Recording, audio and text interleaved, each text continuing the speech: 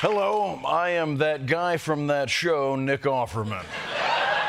And today I am here to talk to you about farmers. Now, farmers aren't just guys mowing down their cornfield to build a baseball field for ghosts. They are also a vital part of America's economy and national identity. Now, luckily, they have a staunch ally. We have the greatest farmers in the world. I cherish our farmers. I'm a big farmer person. I love the farmers. I think they're great. I love the farmers. They're great. They're the greatest. The farmers love Trump. And I love the farmers. I love cows. Come on. Come on, love is love. And I've seen that guy dance. I bet he knows his way around an udder.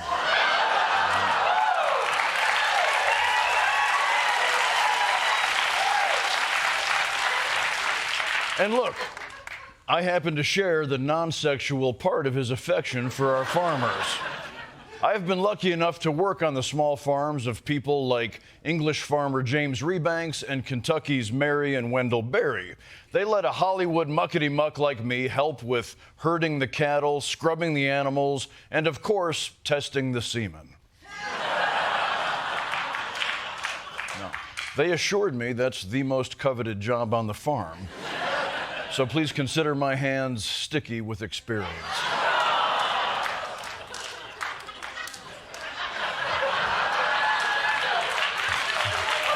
Wow.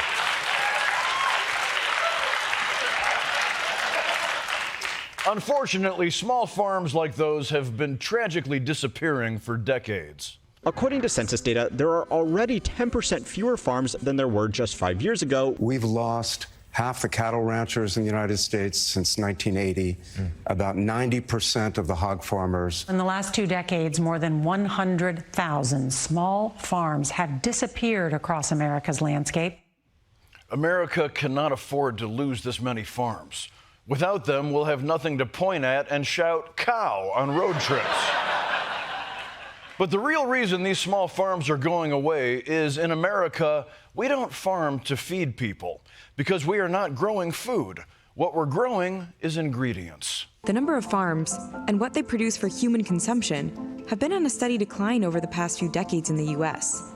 Instead, what's being grown is corn and soybeans, used for livestock feed and ethanol, or as cheap sugars, starches, and oils in highly processed foods. In other words, we're not growing corn and beans to eat. They're being grown to turn them into whatever the a Dorito is. I believe that is short for dirt burrito.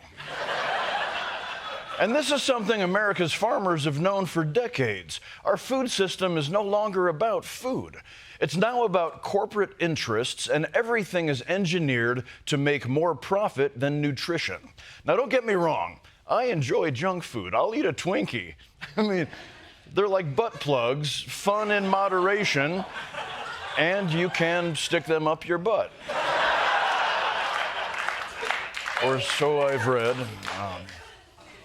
But as the number of small farms shrinks, the diversity of our food supply shrinks with it. And you might think, well, that can't be true. Look at all the choices I have at the grocery store. Well, look closer.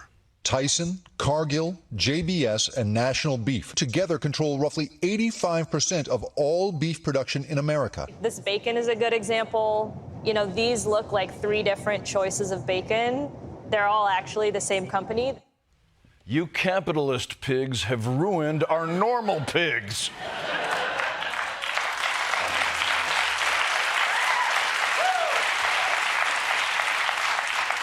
How dare you trick me with bacon?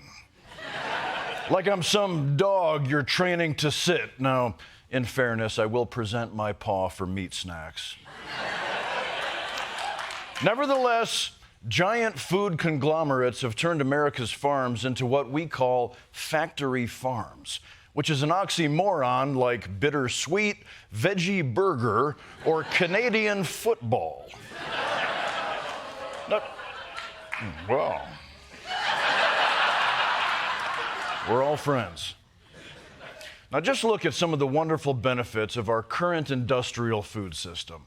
Ultra-processed foods make up 73% of the U.S. food supply. This actually has very real health impacts: high blood pressure, cardiovascular disease. Ultra-processed foods may be linked to anxiety and depression and sleep problems. In 2015, the WHO classified ultra-processed meat as carcinogenic. Jesus, I'm trying to make a BLT here, not become Spider-Man. Now, you don't need me to tell you that our food system is a nightmare. We all understand in our guts that the quality of food is better in other countries. It's the one time even Fox News will praise Europe.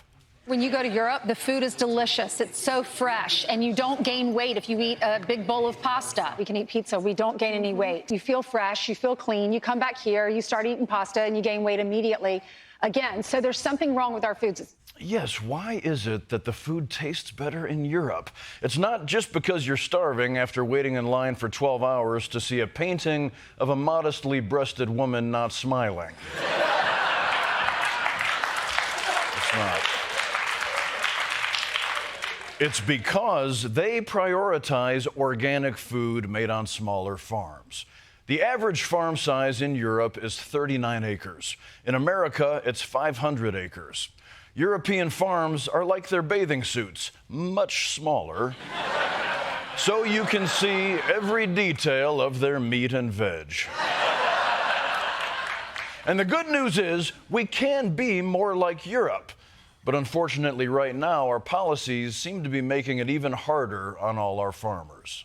American soybean farmers have been hit hard by Trump's trade war. Cattle ranchers are furious over President Trump's plans to bring down beef prices by bringing in more from other countries. You're telling me the president is disappointing beef boys and soy boys? That's practically all the boys. So, Mr. President, please live up to your pro-farmer rhetoric. Help us refocus America's agriculture on things that Mother Nature would recognize and not the producers of high-fructose corn syrup. We can change our approach to food to make it more like actual food. We can change our approach to farming to reflect respect for farmers and for the animals we consume. We can have a system, yes. We can have a system that lives up to the words of America's greatest agrarian mind. I love cows. I couldn't agree more, but hey, that's just my opinion.